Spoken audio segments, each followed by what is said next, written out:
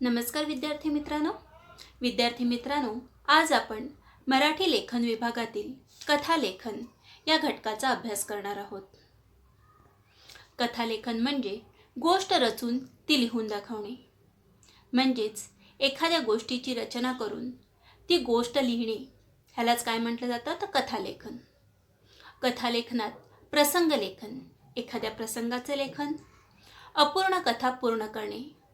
जर एखादी अपूर्ण कथा दिली असेल तर ती कथा आपणास पूर्ण करायची असते. कथेचा पूर्वार्ध लिहिणे. कधीकधी कथेचा उत्तरार्ध म्हणजे शेवट दिलेला असतो आणि कथेचा पूर्वार्ध म्हणजे सुरुवात ही आपणास लिहिण्यास सांगितली जाते. 4. कथेचा उत्तरार्ध लिहिणे. उत्तरार्ध म्हणजे शेवट. कधीकधी कथेचा पूर्वार्ध म्हणजेच कथेची सुरुवात दिलेली असते आणि त्या कथेचा उत्तरार्ध आपणास लिहिण्यास सांगितला जातो. आणि 5. मुद्द्यांवरून कथालेखन करणे. दिलेल्या मुद्द्यांच्या आधारे कथालेखन करणे.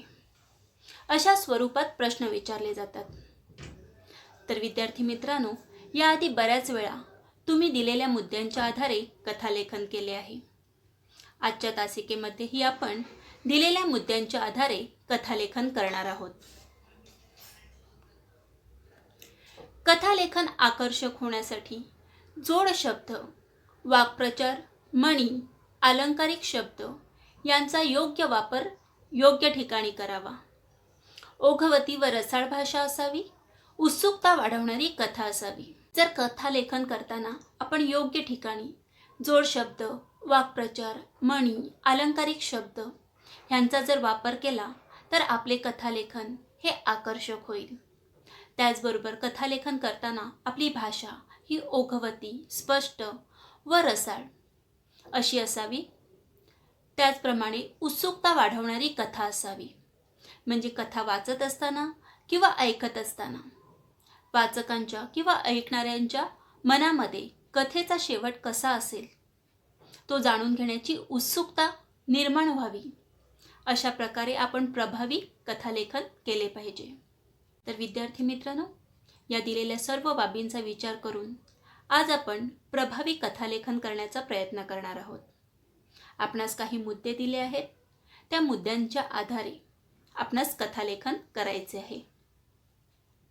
आपण आधी मुद्दे समजून घेऊया. दिलेले मुद्दे आहेत. 1. 8 पाट नगरी होती, दानशूर राजा होता. दुसरा मुद्दा आहे, स्वतःचा फायदा करून घेण्यासाठी एक माणूस नगरात आला. 3. राजाची भेट घेऊन राजाकडे जमिनीची मागणी केली. 4. राजाने सांगितले, जमिनीचा तुकडाच का, तुला खूप जमीन देतो. 5. सूर्योदयापासून सूर्यास्तापर्यंत चालत राहा, तेवढी जागा तुझी. 6. चालणे, तहान भूक विसरणे. 7. खूप थकवा पण मन शांत नाही. आणि शेवटचा मुद्दा, अति थकव्यामुळे अपघात झाला. या मुद्द्यांच्या आधारे आपणास कथालेखन करायचे आहे. विद्यार्थी मित्रांनो, कोणतीही कथा लिहिताना आपल्याला त्या मुद्द्यांचा नीट विचार करावा लागतो. मुद्द्यांच्या आधारे आपल्याला त्या कथेची कल्पना करावी लागते. सारासार विचार करावा लागतो आणि विचार केल्यानंतर मगच आपण कथालेखनाला सुरुवात करतो. तर चला मग आधी आपण ह्या मुद्द्यांच्या आधारे कशा प्रकारे कथालेखन करता येईल याचा विचार करूया, कल्पना करूया. बघा, पहिला मुद्दा दिला आहे, 8 पाट नगरी होती, दानशूर राजा होता.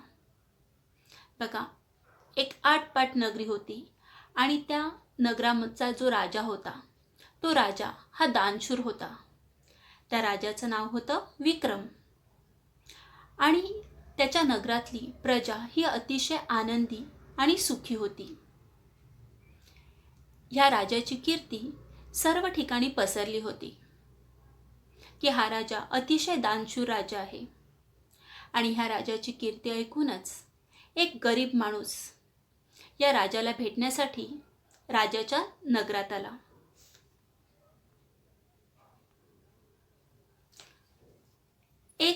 खूप प्रयत्न केल्यानंतर अखेर त्या माणसाने राजाची भेट घेतली. हा माणूस खूप गरीब होता, अनाथ होता. त्याच्याकडे काहीच संपत्ती नव्हती. जेव्हा त्याने राजाची भेट घेतली त्यावेळी त्याने राजाकडे जमिनीची मागणी केली की मला एक छोटासा जमिनीचा तुकडा द्या. मी खूप मेहनत करील आणि माझा स्वतःचा उदरनिर्वाह करेल. त्यावर राजा म्हणाला की फक्त जमिनीचा तुकडाच का, मी तुला खूप जमीन देतो, पण माझी एक अट आहे. तू सूर्योदयापासून सूर्यास्तापर्यंत चालत राहा. जेवढा चालशील तेवढी जागा तुझी. राजाने काय सांगितले की सूर्य उगवल्यापासून सूर्य मावळेपर्यंत तू जेवढा चालशील तेवढी जागा ही तुझी असेल. हे ऐकून तो गरीब मनुष्य खूप खुश झाला. त्याने राजाचे आभार मानले आणि तिथून निघाला. दुसऱ्या दिवशी सकाळी तो माणूस लवकरच उठला आणि सूर्योदयापासून त्याने चालण्यास सुरुवात केली. तहान भूक सर्व तो विसरून गेला होता. तहान लागली असताना पाणी पिण्यासाठी देखील तो मनुष्य थांबला नाही. काही खाण्यासाठी देखील त्याने विश्रांती घेतली नाही. जास्तीत जास्त जमीन मिळावी या लोभापायी तो फक्त चालतच राहिला. काहीही न खाता, पाणीही न पिता तो मनुष्य सतत चालत राहिला.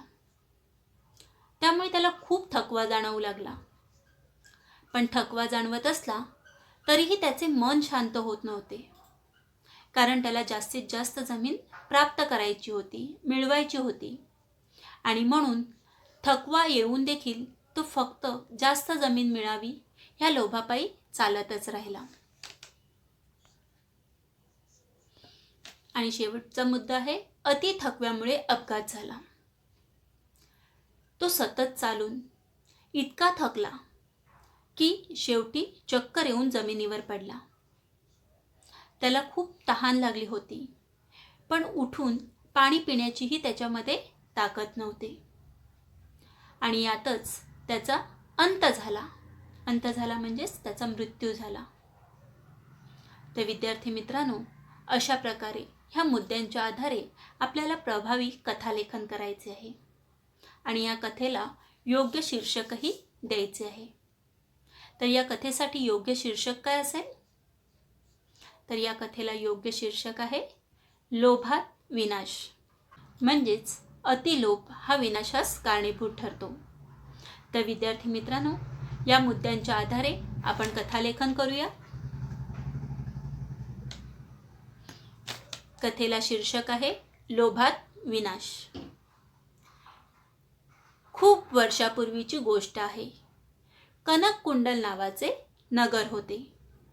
त्या नगराचा राजा विक्रम होता. राजाचे नाव काय होते? तर विक्रम. राजा अतिशय दयाळू होता. त्याची प्रजा आनंदी व सुखी होती. एकदा एक माणूस त्या नगरात आला. राजाची कीर्ती ऐकून त्या माणसाला वाटले की आपणही राजाला भेटून आपली परिस्थिती सांगावी. राजा दानशूर आहे, त्याकडे थोडी जमिनीची मागणी करावी. काही दिवसांनी त्या माणसाला राजाकडे जाण्याचा योग आला. त्याला राजाने विचारले, तुझे सुख कोणते आहे? म्हणजेच तुझे सुख कशात आहे? त्यावर तो मनुष्य म्हणाला, राजा, मी फार गरीब व अनाथ माणूस आहे. आपल्या कृपेने मला जमिनीचा तुकडा मिळाला तर मेहनत करून जीवन जगण्याची इच्छा आहे. राजाने त्याला सांगितले, मी तुला पुष्कळ जमीन देतो. माझी एक अट आहे. तू सूर्योदयापासून सूर्यास्तापर्यंत चालत राहा. राजाने काय त्या मनुष्याला सांगितले की माझी एक अट आहे की तू सूर्योदयापासून सूर्यास्तापर्यंत चालत राहा आणि जेवढा चालशील तेवढी तुला जमीन बक्षीस म्हणून देतो. राजाचे हे वाक्य ऐकून त्या माणसाला खूप आनंद झाला. तो राजाच्या पाया पडला व तिथून निघून गेला.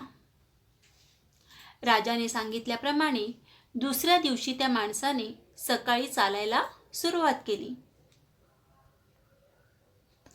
तहान भूक विसरून तो चालतच राहिला, कारण त्याला जास्त जमीन मिळवायची होती. मनात फक्त लोभच होता. त्यामुळे तो पाणी प्यायला सुद्धा थांबला नाही. पाण्यामुळे त्याचा जीव व्याकुळ झाला होता. शेवटी तो इतका थकला की एक पाऊलही पुढे टाकण्याची शक्ती त्याच्यात उरली नाही. त्याला चक्कर आली. तो जमिनीवर पडला. त्याने उठण्याचा प्रयत्नही केला, परंतु अति थकव्याने तो उठू शकत नव्हता. त्यातच त्याच्या जीवनाचा अंत झाला, म्हणजेच त्याचा मृत्यू झाला.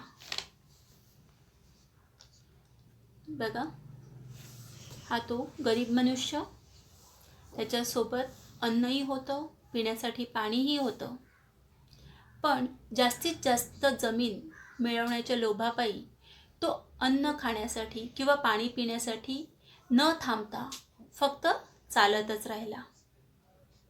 आणि अति थकव्यामुळे शेवटी त्याचा काय झालेला आहे? मृत्यू झालेला आहे. या कथेतून आपल्याला काय तात्पर्य मिळतं? तर दैव देते पण कर्म घेऊ देत नाही. म्हणजेच कधीकधी आपल्या नशिबात खूप काही चांगल्या गोष्टी असतात, पण आपण आपल्या कर्माने, आपल्या कृतीने त्यांचा नाश करतो, विनाश करतो. तर विद्यार्थी मित्रांनो, अशा प्रकारे आकर्षक आणि प्रभावी कथालेखन तुम्हाला करायचं आहे. मी पुन्हा एकदा या कथेचे वाचन करते. तुम्हाला ही कथा नीट समजून घ्यायची आहे. लोभात विनाश.